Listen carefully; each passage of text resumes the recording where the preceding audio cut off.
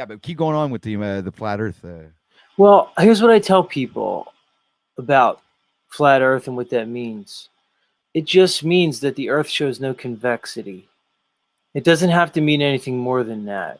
Okay. People want to talk about different theories and conceptions of what this world may be, but let's just start at the basics. They tell us that this place is a globe, which means there has to be convexity. You know what I'm saying? There has to be a curve.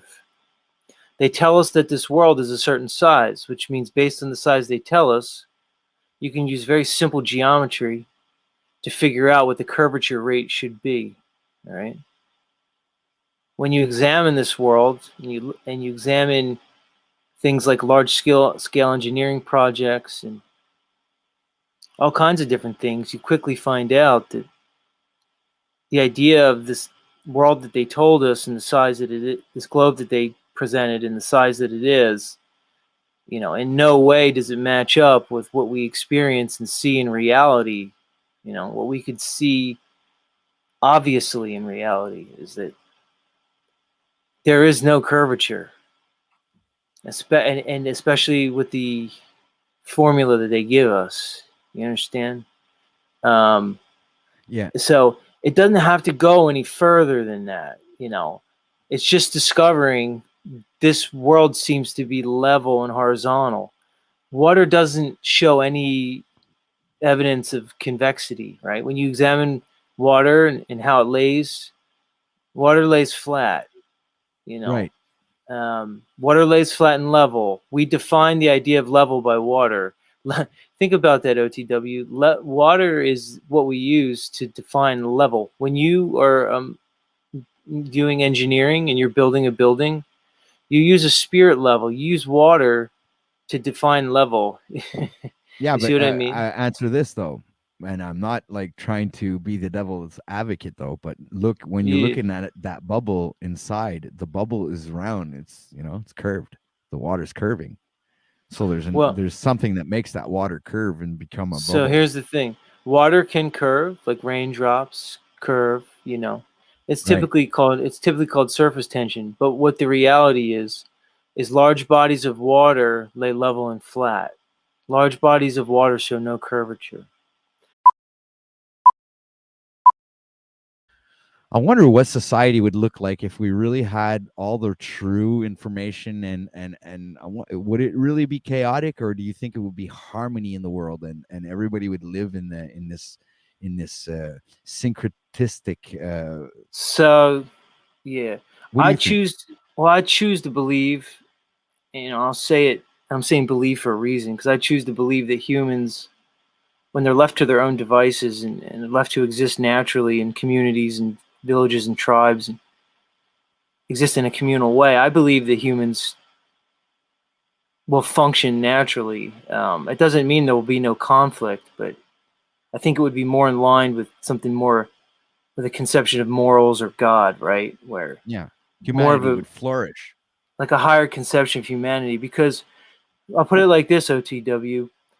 Many will point to the condition of our current society as evidence for the overarching police state. Do you understand what I'm saying? They'll Yeah. point to like the inner cities or the high crime rate, and they'll say, "Well, this is why we need a police state. This is why we need law enforcement and all these laws and prisons and the penal system." Okay, but in reality, what I think is actually happening is they're engineering this societal destruction. Okay, they're actually engineering the demise of society and morals and ethics, right? So Yeah, yeah, I get it. you understand, like they're actually causing the problem and then providing the solution. This is a classic tactic of control. Um, you understand what I'm Yeah. saying? So it's like this is what they'll do. So they'll point to all the problems and they'll say, well, this is why we need this particular solution that we're providing. But they'll fail to tell you that they were the ones that engendered the problems to begin with. Because I think when people exist naturally, that they have a natural capacity for morals, ethics, and values. I don't think that has to be taught. I don't think you need a legal system or legal code to police those morals and values. I think humans and communities just naturally work that stuff out on their own because when humans exist in the real state of communities and families, very often your interest will be aligned with the interest of others. Okay, very rarely do you see conflicts of interest, but when in a society where they create a zero-sum game based off fake fiat currency, they put people in conflict, because then to promote your self-interest, you typically have to basically diminish another, right? Like, you, to gain something, you must do it at the expense of someone else.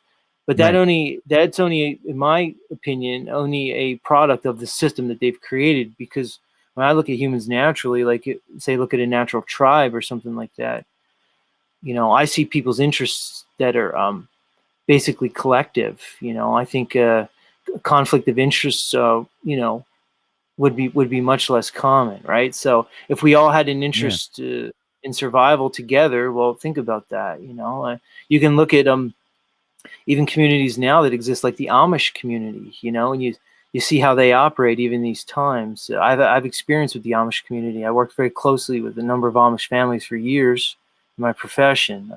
Very well acquainted with the Amish community in Pennsylvania, Lancaster County. And what you see with these people is a community that still exists, in that type of way. If you ever look at a classic Amish barn raising, right? So say you're a newly married couple, and you just moving into your new house. When you need your barn built on a Sunday after church, the whole community will get together, and it's like a barn raising event, and hundreds of them will show up, whole families. All the men get together and they do all the building, and all the women will be preparing the food and the lunch, and the children are playing, and everybody's serving a purpose. There's a role for everybody. The elders of the community are serving as, let's say, the engineers or the foreman of the job. The elder men, the elder women will be helping the other women with the elder women may be watching the children as they're playing, as the younger women are more preparing the food. Or everybody has a role, everybody Yeah. has a purpose and a It's a great place. social community. Yeah. Just think about what Yeah. flat Earth still means to the whole like normie society, man. Like, they Oh, it's literally a think it's the joke. most insane thing in the world, dude. It's a joke to them. It's like they That's think why I that we're love I love absolutely. talking with flat earthers, man. I was in, if anybody knows Awesome Austin from the Mellow Dome. I'm sure there's I think I've people heard in of here. him. I'm sure Cap and Ryan know him. Anyway, I was on his show on a panel like a week ago. It was the first time I met him. I just popped in, and it's just all flat earthers, like flat earther, flat. When you're around flat earthers, like, like, you just, and I just love being in those environments, because I love those conversations. We get to talk science and numbers, and I get to talk to engineers, and we get to talk about, the maximum altitude level of like a propeller powered helicopter, or I Yeah. love that stuff. We get to talk about geometry and refraction.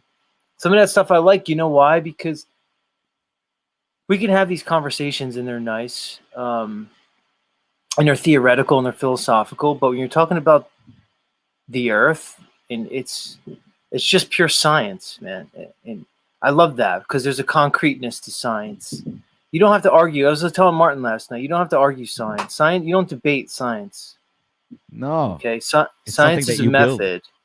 Yeah, Yeah. exactly. It's something that can Science be is a built method upon. of discovery that's based around certain principles. Right. There's certain scientific principles, man. You don't debate That's it. science. You do research and you No. present your finding. Heck yeah, Z. Awesome Austin is great. So is Austin Whitsitt. Yeah, I knew Cap would know them guys. Yeah. Cap's like a real flat earther like me. Like, he's not afraid to call himself one. I don't know Well, that I'm. about you, I'm. Cap, but I know that about you. You can tell me otherwise if I'm wrong, but I don't want to assume anything about you, Cap. But if you're anything like me, I embrace, because people say, "Well, we don't know what the Earth is." No, we don't know what the Earth is. I'll be the first one to tell you that.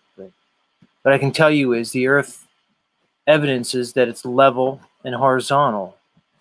And so, if you want to call that flat, or not, whatever. But it evidences that it's level. There's no other evidence of any type of convexity whatsoever. That's where I am with the flat Earth Exactly. debate.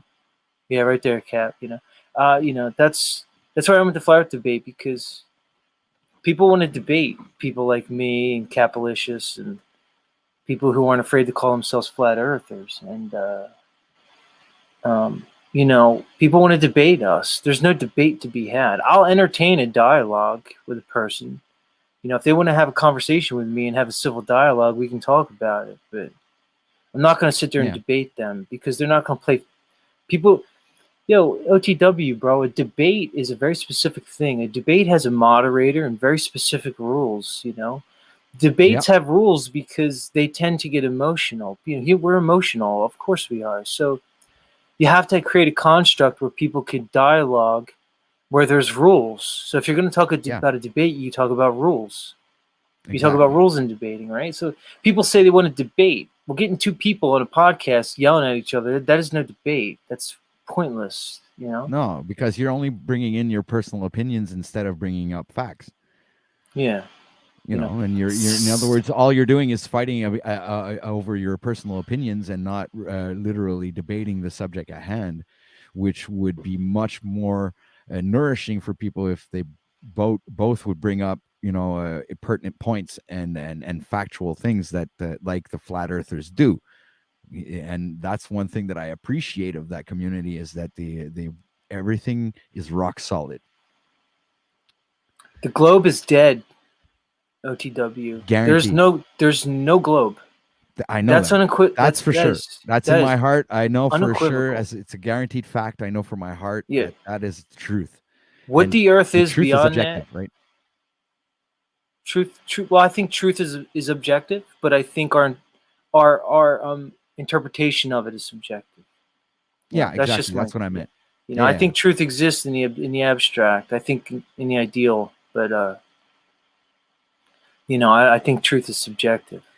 I mean, I think objective, but our perception is subjective. And yeah, that's why it's just that there's no globe, man. The globe was just a complete lie. It's just so hard for people to comprehend the magnitude of the lie. It's very, very difficult to comprehend the magnitude of such a lie. It's because it's a $52 million a day lie, guys. That's why it's so important to keep it up. Would you say 52 million? Yeah. Dollar a day lie. Yeah, $52 million a day they pump.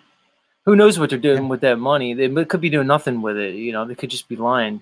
But you never know what they're doing. There's probably secret operation programs that we don't know about. Some of the shit we see flying in the sky that we call UFOs, that might be some governmental programs. I don't have any reason to believe they're not creating some high level of technology.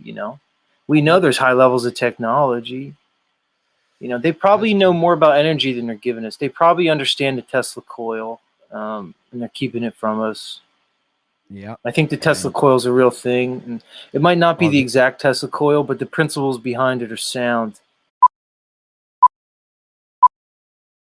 I think a lot of sickness is self-generated psychically. I think we make ourselves sick. Or I should say that I think the system makes us sick through their programming, because I do believe we manifest either health or disease. I think a lot of it's manifestation. Because there's that placebo effect thing, right? Well, yeah, man. I mean, the placebo effect is an example. Like a sugar pill. Oh, sorry, I didn't want to cut you off. No, you're right. You're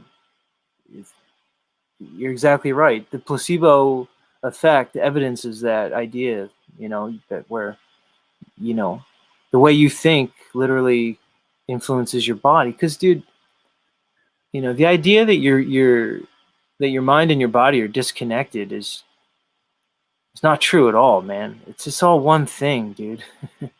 It's just all one thing. There's no mind, body, spirit. It's the same thing, man. Your body's probably one living just organism. Yeah. I always say this to people. You're not a spirit inside of a body. You're a body inside of a spirit. Do you understand? Your spirit's first. They fucked this all up, OTW. They taught us the opposite. They taught us that we evolved, that consciousness came from evolution. You understand? They taught us that we were first, and then consciousness came along out of that. That's the complete opposite. Consciousness is first, man. The physical reality is a product of that consciousness. It's the same thing with your body, you know. They teach you that your soul is inside your body. That's not what it is, man. Your body is just a physical manifestation that we perceive on this realm. It's just a physical Right. manifestation of your soul, you know. You're defined by your soul and your spirit, you know. They flipped it around on us, man. It's such a sick thing. And that's what I was saying on the Martin last night, man. This isn't, they didn't mess up. These aren't bad theories, right? These aren't bad theories. They did this on purpose. They Yeah, engendered that's it. this. So that's why I think it's important to bring out this information and have people understand that all of this, or at least a good chunk of it, has a lot to do with controlling our subconscious mind and what's being fed to us through any sort of media or marketing products. You know, when you buy things in the store. Yeah, dude. Yeah. I'm reminded of a quote. I forget who the quote was. It might have been, anyway, I'll think about it in a minute who the quote was, but it basically says, until one brings the unconscious mind into the conscious mind, they'll be ruled by the unconscious, right? Yeah, Meaning to exactly. say, if you have, and I think, you know, and this is what I always say, I think the system does everything it can to divert our attention onto all of its constructs, because once it does that, you're no longer consciously operating like within yourself, right? You're on their frequency. Exactly. And once that happens, once you know you're no longer conscious, operating in a conscious state, I think that opens the door for all that unconscious programming, right? Or all that programming to play on your unconscious. You know, it's a trick that they do. So I think the key would be becoming more aware of yourself, bringing the unconscious out, right? You know what I mean, dude? Yeah, Delving exactly. into the unconscious. And it's not an easy thing. It could be difficult because you might see some dark and dirty things in there that are About yourself. uncomfortable. Exactly. Yeah. Yes. It's well, you know what? That's funny that you mentioned that, because in the article that I read, it says that you have to be you have to make sure that you know what you're getting into when you start doing the like this profound research on yourself, because when you start diving into your subconscious mind, you might find monsters and a bunch of stuff, hidden skeletons in things that your conscious mind had suppressed, but your subconscious mind has kept in archives, and your subconscious mind is like an unlimited database, right? So There's a everything that goes into your subconscious mind is recorded and registered. But the only thing like yeah. your subconscious mind doesn't relate to is time. It doesn't understand time, and there's something else that your subconscious mind doesn't resonate to. Like let's say you say I like apples, right? Well, when when you say I, the subconscious relates to it, knows it's talking about you, right? And when you say like, well, the subconscious also knows what like means, okay? Because he likes this, he likes that. It brings up all kinds of things that you like, right? And then when you say apple, well, then your subconscious mind's all fucked up. It's all mixed up because it doesn't know what you're talking about. Because what it'll do is it'll bring up every single thing that has ever been related to in your mind about that has been ever been recorded related to an apple. So if it's talking about an apple, a green apple, a red apple, a yellow apple, or it's talking about an Apple Watch or the Apple company, or it's any type of apple. So it's not going to be registering exactly what you're. So this is when visualization comes into play, right? So what you have to do is, while you're trying to reprogram your subconscious mind, you have to visualize exactly what you're trying to see. So if you say, "I like apples," well, if you're visualizing in your mind a nice big red juicy apple, then your subconscious mind is knowing what you're talking is it absolutely knows exactly what you're talking about, because you're presenting it an image of what you mean. So this is one of the ways of reprogramming your subconscious mind is through visualization. I like that, dude. Um, I just remember the guy's name. His name. There's a psychologist called Carl Jung, or Jungian philosophy, Jungian psychology, and He spoke a lot about hey Cleveland Steve, what's up, man? Hey, Cleveland Steve's in the house. Yeah, what's up, dude? I'll drop a link if you want to join us. You're welcome, bro. You're always welcome. Hold on a second, dude. I'm just gonna copy this and put it there. Do you mind? No, not at all. I love Cleveland Steve. Cleveland Steve. I hope if he comes on, I want to. If he comes on, I'll tell him to his face. But I'll give it a second. All right. So go ahead. Keep saying what you were talking So about. I was talking about Carl Jung and Jungian psychology. He talked about a concept called shadow work, and thanks Cleveland, I appreciate that, dude. About last night's show, you know you're my man, dude.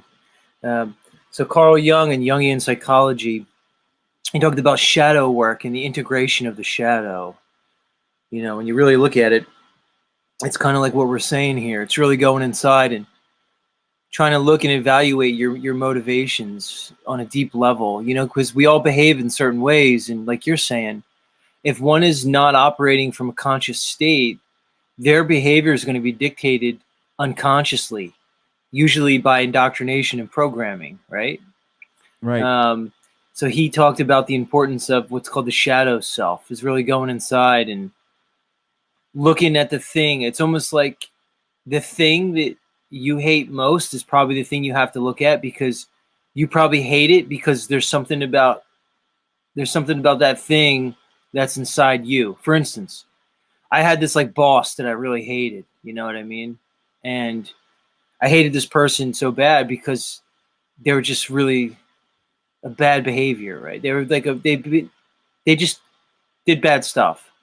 And then I had to Right. look at myself and say, what is it about this person that I don't like? And then I had to say to myself, what is it inside of me that displays the same characteristics of this person that I don't like about myself?